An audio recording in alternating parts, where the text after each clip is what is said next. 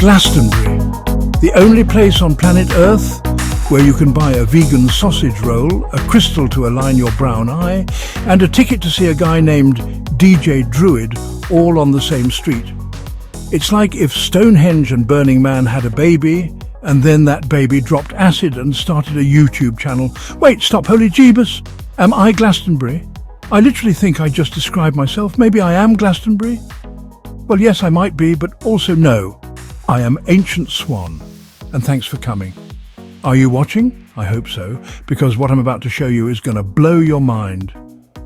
This is Glastonbury, not today, but as it once was, circa 7000 BC, give or take a Tuesday or two.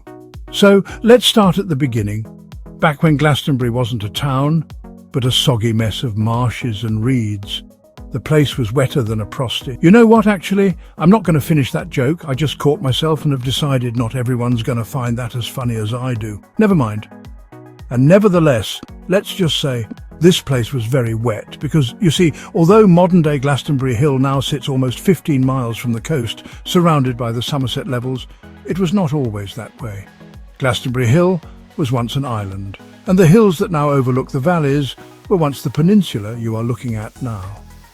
Back in its wet days, it was called the Isle of Avalon, which sounds mystical, until you realise Avalon just derives from the Old Welsh, meaning apple orchard.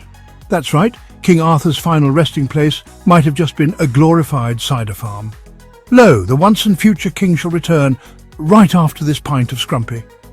So, geographically, Glastonbury used to be an island.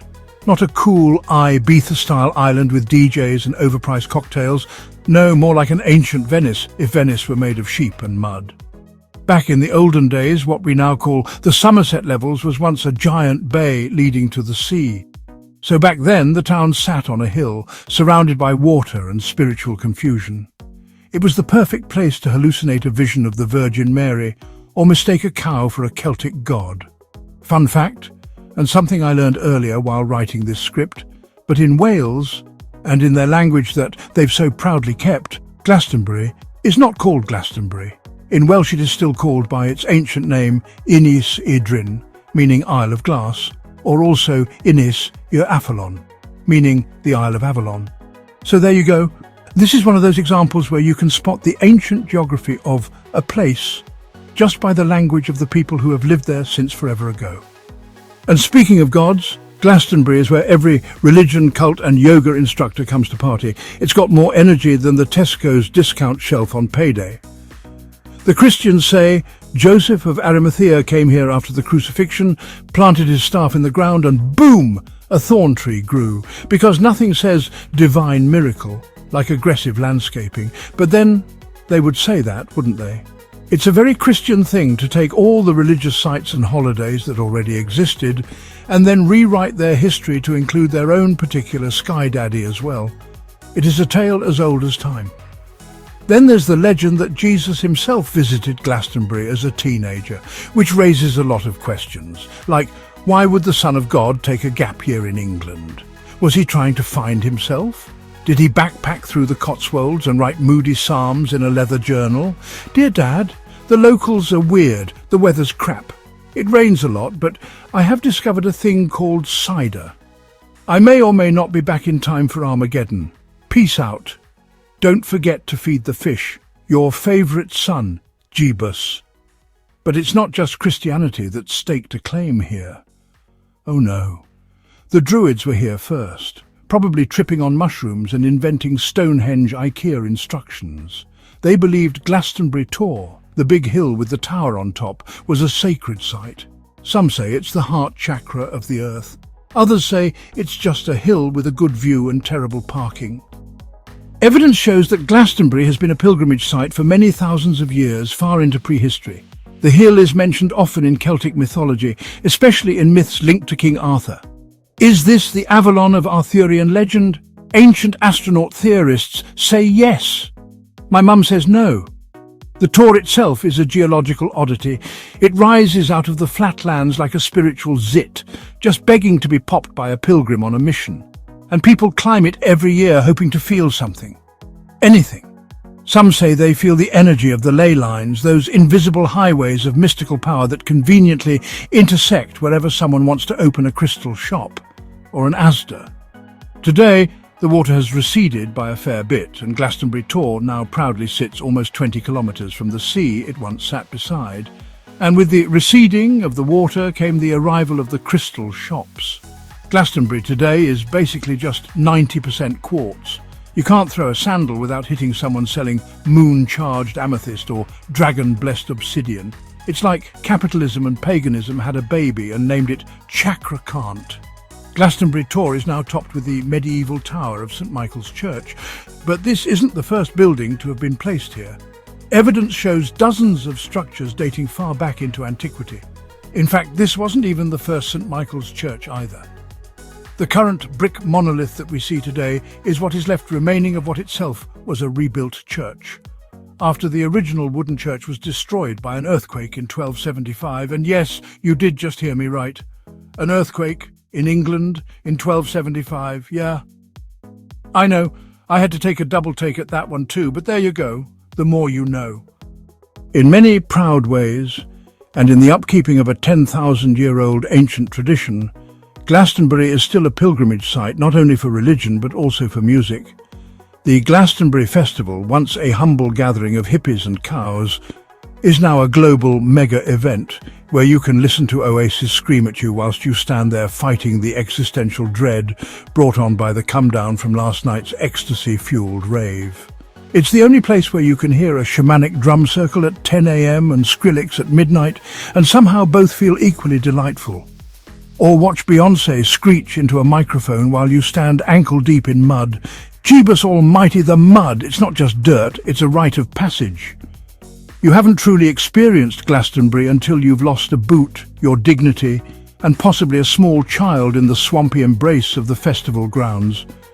It's like Mother Earth herself is trying to reclaim your soul through your socks.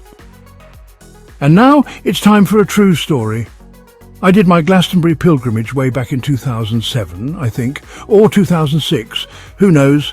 I was barely compos mentis enough to tie my shoelaces back in those days, so I'll be damned if I can remember exactly what year. Let's call it 2007 or whatever. Anyway, I thought it would be a smart idea to wear my favourite white jeans. Smart? F***ing stupid idea, that's what that was. It rained. A lot. And needless to say, by the end of the day, those jeans were no longer white, and I have learned my lesson. The lesson being that I am a moron. But beneath all the incense smoke and overpriced bottles of water, there's something undeniably magnetic about Glastonbury. Maybe it's the history. Maybe it's the myths. Maybe it's the sheer density of people who believe their cat is a reincarnated Egyptian priest. Whatever it is, the place hums with a kind of chaotic magic, the kind that makes you question reality, your life choices, and whether that guy in the wizard robe is actually a licensed tour guide. Glastonbury is a paradox. It's both ancient and modern at the same time, both sacred and silly, profound and profoundly weird. It's where geography and mythology got drunk together and made a baby out of fog and folklore. It's a place where the land itself seems to breathe and occasionally burp up a new religion. So if you ever do find yourself in Glastonbury, take a moment. Climb the Tor, touch the chalice well, buy a crystal that aligns your aura with the frequency of dolphins. And then, when you're standing there, mud in your hair and a didgeridoo solo echoing in the distance, ask yourself, is this the real life, or is this just fantasy?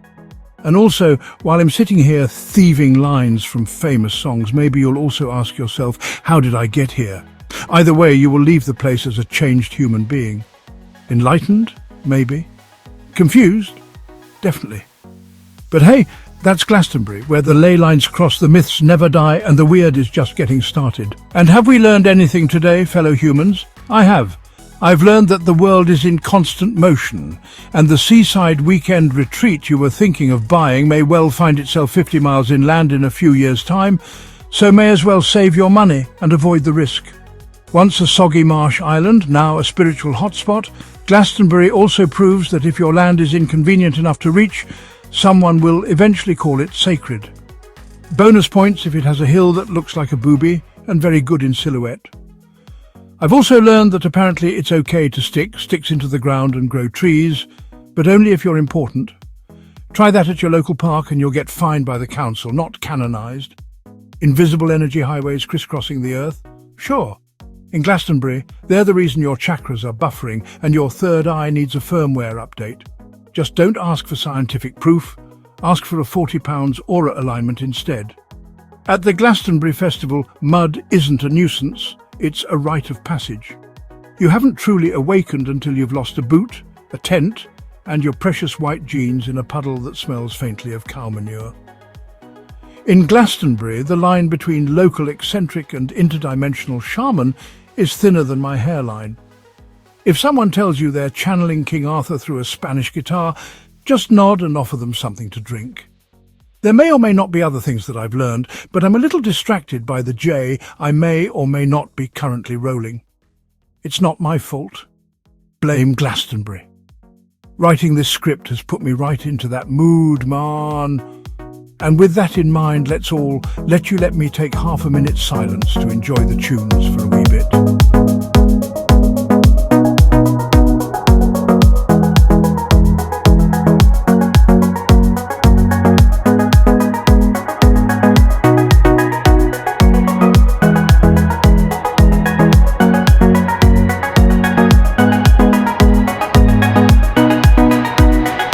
Right then, I hope you enjoyed yourself. I just spent 30 seconds bouncing around my room like a Looney Tune because it was fun and dancing is life. And we're on the final stretch of this video that is not of life. I've no idea how long there is left to go for that one. Much of the footage you've been ogling in this video is from the map I went and made. This one for the game Cities Skylines 2 because I love world building and I love history, and I've gone and found a way to combine them both, and that makes me happy. You can also download this map if you wish by following the link in the description below. The map is free, just as it should be.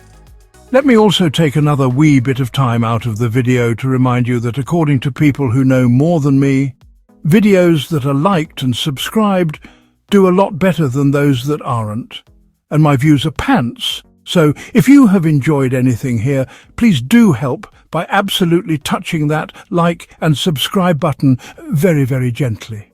Don't smash anything. That's how shit breaks. Thank you.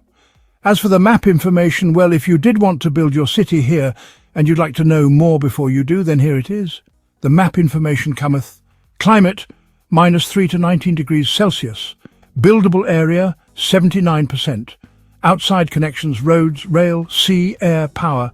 Natural resources, fertile land, 111 kilotons.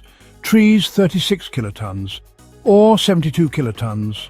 Oil, 72 kilotons. Fishes for my dishes, 181 kilotons. Terrain, mostly flat, with a couple of small hills. One of them is very famous. Anyway, you lovely fine ladies and gentlemen, that's it for me and another video. I'm out till the next time, which should be sometime very soonish. Thanks again. Oh, and one last thing, shout out to the world's greatest Patreons, Anthony T, DD, George H, Malichi I, and Stephen, without whom my life would be an utter misery. Thanks, folks. Peace, love, and Glastonbury 7000 BC. Good. Bye.